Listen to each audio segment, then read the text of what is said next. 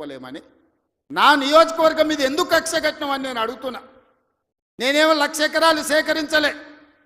4 గ్రామాలలో కలిసి 1,100 ఎకరాలు నేను భూమి తీసుకుందామన్నది. ఇదో ప్రపంచ సమస్య అయింది. ఇంకా నేను ఢిల్లీ అయిపోయింది. ఇప్పుడు చంద్రమండలం పోతాడంట ఆయన. చంద్రమండలం పోయి ఆడ కూడా ఫిర్యాదు చేస్తాడంట. నువ్వు ఆడ తిరిగొచ్చినా కుట్ర చేసినందుకు మాత్రం ఊసలు లెక్క పెడతావు కేటీఆర్. నువ్వు అది గుర్తు పెట్టుకో. చూస్తూనే ఎంత గుర్తావో ఎగరని అని. ఉయ్యాల ఎంత ఊగినా అక్కడనే వచ్చి ఆగాలి, తెలుసు కదా. ఉర్రికి అటు ఊగొచ్చు, ఉర్రికి ఇటు ఊగొచ్చు. ఉయ్యాల ఆగాల్సి వచ్చినాడు మధ్యలోనే ఆగుతుంది. యాడ్ కురుకుతాడు, ఎంత దూరం ఉరుకుతాడు. ఉరకని అని చూస్తున్నా. ఉరుకులాట ఏందో చూద్దాం కేటీఆర్ దాని. అందుకే మిత్రులారా, ఈ తెలంగాణ రాష్ట్రాన్ని అభివృద్ధి చేసుకుందాం. రాజన్న సిరిసిల్ల అభివృద్ధి కోసం నిధులు ఇచ్చినాం. ఇవాళ మీ ప్రాంత అభివృద్ధి మా బాధ్యత.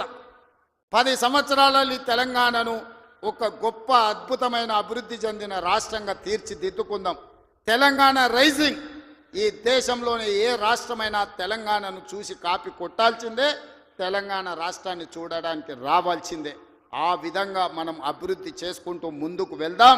ఇంత మంచి కార్యక్రమాన్ని ఏర్పాటు చేసినందుకు అధికారులతో పాటు నిర్వాహకులకు అందరికీ మనస్ఫూర్తిగా ధన్యవాదాలు తెలియజేస్తున్నా. చాలా విషయాలు ఉన్నాయి మీతో పంచుకోవాల్సినవి.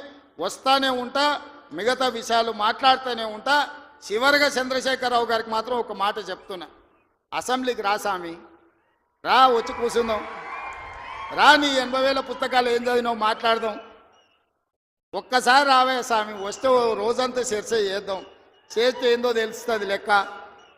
మళ్ళొక్కసారి అదేవిధంగా చేనేత కార్మికుల కోసం పని కల్పించాలని మన స్వయం సహాయక సంఘాల SHG గ్రూపులకు 65,000 మంది ఉన్న 65 లక్షల మంది ఉన్నారు.